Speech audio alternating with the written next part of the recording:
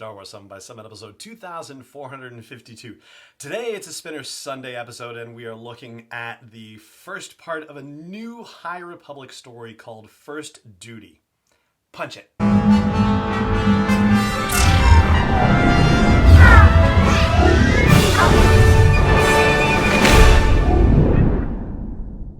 Hey Rebel Rouser, I'm Alan Voivod, and this is Star Wars 7 by 7, your daily dose of Star Wars joy. And thank you so much for joining me for it. So First Duty is the new story in Star Wars Insider Magazine. We've talked about the fact that they are going to have new short stories in Star Wars Insider, and specifically they are doing High Republic stories. So Charles Soule's was the first one, and it was in issues 199 and 200. Now we have First Duty, which is in issue 201 of Star Wars Insider. Part 1 of the story is in that issue, and we don't know yet if it's going to be a 2-parter, 3-parter, whatever it is. I will say that from a language standpoint, when it says to be continued at the end of the story, in my head that means that we're going for more than 2 parts, because if the story was going to end in the next issue, they would say to be concluded instead of to be continued. But I guess we'll have to see what kind of wordplay we're dealing with here. But another part of the reason why I feel like this story could go beyond 2 parts is simply because there's a lot of heavy lifting that gets done in this story.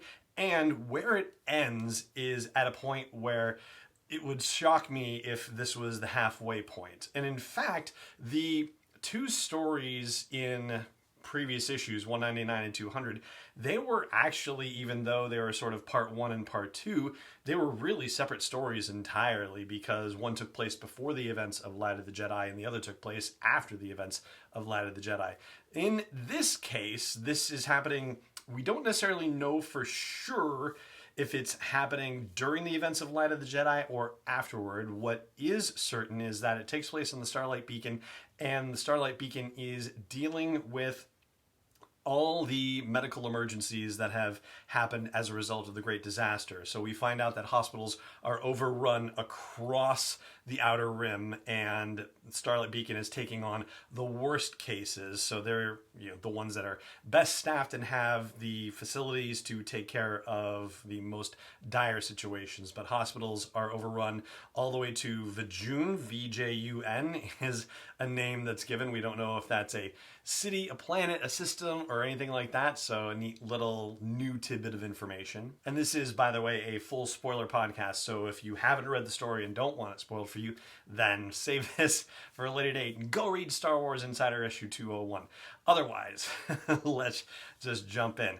So the heavy lifting has to do with the fact that we have a new member of the Republic Administration Corps who is coming to the station, and so we are seeing this story through her eyes. So Velko Jahen, pronunciation, fingers crossed, is our main character, and she is from a planet called Soikol, Soikol, and there was a civil conflict there, a civil war of some kind, with a Litvak Union versus a Soikol Liberation Force, and there's mention of a Gajik group or a Gajik species, race, some sort of variation in the type of person from this planet.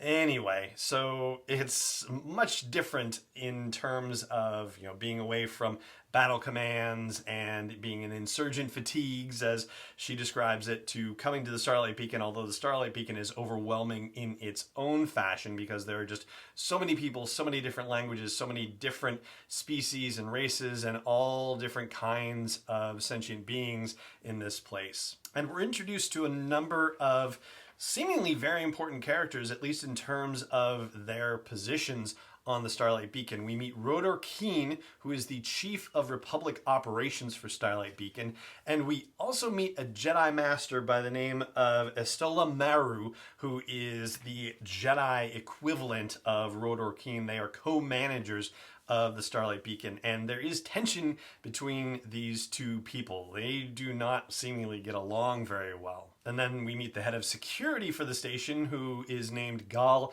Tartfin, Ghal, and Gal is a Moncala. So yeah, that's fun, right? And Gal doesn't actually particularly seem to like the Jedi Master either, so mainly because there are a bunch of efficiency things that the Jedi Master has seen that could be improved, and Rodor and Gal are kind of like, oh, we think we have things going pretty well, all things considered, and Jedi Master seems sort of oblivious to the ego situation of this whole situation. And certainly the Jedi Master comes off as being, kind of stiff to some degree.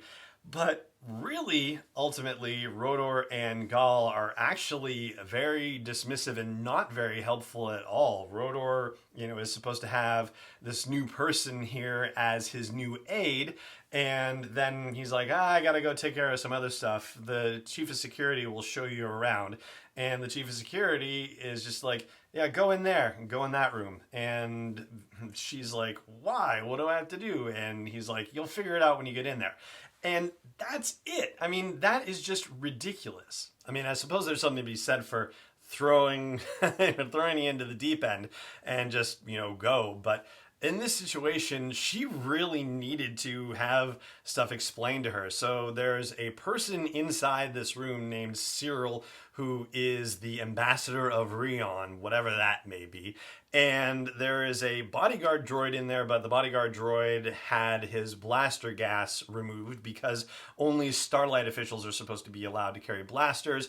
And Cyril is like, you've got a blaster, Valko, don't you? And she's like, no, I'm just an aide. I'm not a security guard. And he said, well, they're supposed to be supplying security for me because there are these other folks, Hydrassians, and they want to kill me. And, there are people from all sorts of different species and planets on Starlight Beacon, but, the thinking is that nobody's really in a medical condition to be, continuing whatever battles they have with each other, whatever rivalries the case may be. And I think I said Hydrassians, but it's Hessarians, excuse me, my apologies.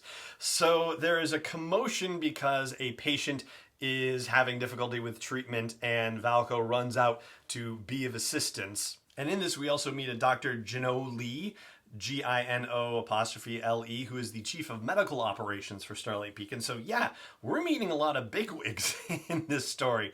And during the commotion, which Valko is able to assist with, which is great, unfortunately, somebody sneaks into Cyril the Ambassador's room and shoots the bodyguard droid and shoots Cyril. And that's where it ends. And it really feels like that's kind of our inciting incident. And that's why I'm like, it would be crazy to just do this as a two-part story. There ought to be more parts than this. And already I'm suspicious of Rodor Keen and Tarpful, the chief of security. It just seems like they're setting Valko up for something. And yeah, this is not the way they should have handled a situation like that. Or maybe Valko is the one who actually killed Cyril, and we're going to find out that Valko is an unreliable narrator or something to that effect. So yeah, some interesting details. But Cavan Scott has set up a great premise for First Duty Part 1 in Star Wars Insider 201, and I'm looking forward to seeing how it all turns out. But I do hope that it's going to be a multi-parter, not just a two-parter, because it seems like we could get into some interesting stuff in part 2 and leave it at a cliffhanger for, oh my gosh, they think they figured out who did it and how's it going to resolve, and then get to a part 3 situation. But with the depth of information that they've shared with us so far, it seems like a very complex story that could be building out here. And so there you go. Great start by Cavan Scott, and that is going to do it for this episode of the show. It just remains for me to say thank you so much for joining me for it, as always, and may the Force be with you, wherever in the world you may be. Star Wars 7x7 is not endorsed or sponsored yet by Lucasfilm Limited, Disney, or 20th Century Fox, and is intended for entertainment and information purposes only. Star Wars, the Star Wars logo, all names and pictures of Star Wars characters, vehicles, and any other Star Wars-related items are registered trademarks and/or copyrights of Lucasfilm Limited, or their respective trademark and copyright holders. May the Force be with them. All original content is copyright 2021 by Star Wars 7x7. We hope you love it.